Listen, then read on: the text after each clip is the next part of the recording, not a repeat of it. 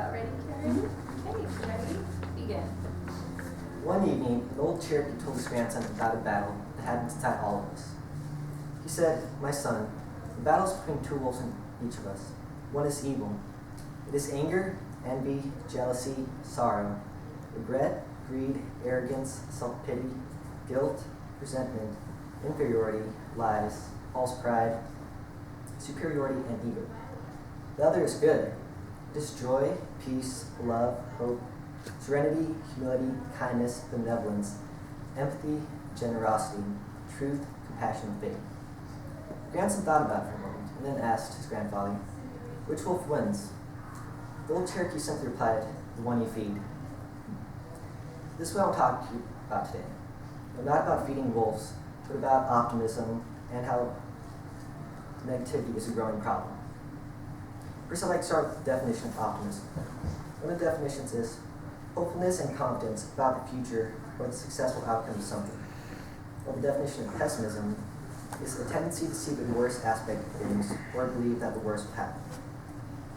Nowadays, it seems like we're under a constant attack on character. A large part of that is because the media. Pick up any magazine or on the news or whatever. It's almost impossible to read or listen to any of that without sensing all the doom and gloom that's around us. The pathetic fact is that negativity sells. Even though negativity sells, you don't have to buy it. You can focus more on the positive things in life. President Hinckley's father used to tell him this: cynics do not contribute, skeptics do not create, and doubters do not achieve. Pessimism and negativity is everywhere. It affects us both mentally and physically. In a study of 99 Harvard University students, those who are optimists at age 25 were found significantly healthier at ages 40 and 60 than those who are pessimists. They're also found to be less susceptible to illnesses.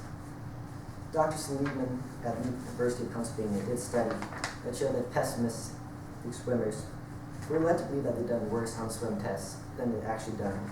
They're prone to future poor performance, while optimistic swimmers didn't have the problem. Because of this, I'm going to give you 5 tips on how to become more optimistic. First, you weren't born with a gray cloud over your head. Stop thinking that the world's out to get you, because it's not. Second, is understand that the past doesn't equal the future. Sure, we all experience pain, but it doesn't mean that everything will end up badly. Third is to learn from your failures.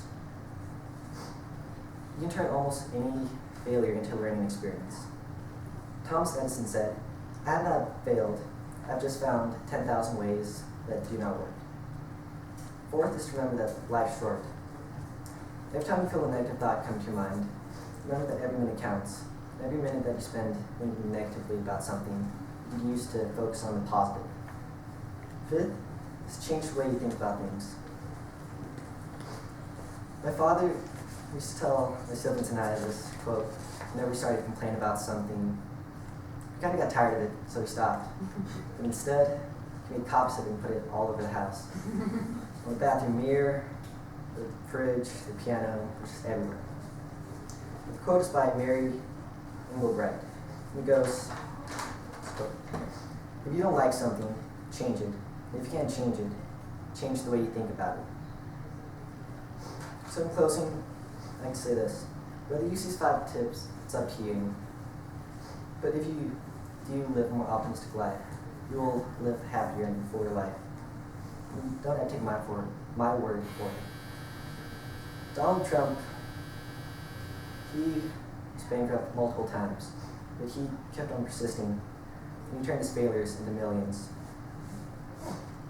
I'm not saying you'll be a millionaire someday, but you will live a better life. There's a quote I'd like to end with. It's by Oscar Wilde. It goes, "Between the optimists and the pessimists, the difference is droll. The optimist sees a donut, and the pessimist the whole."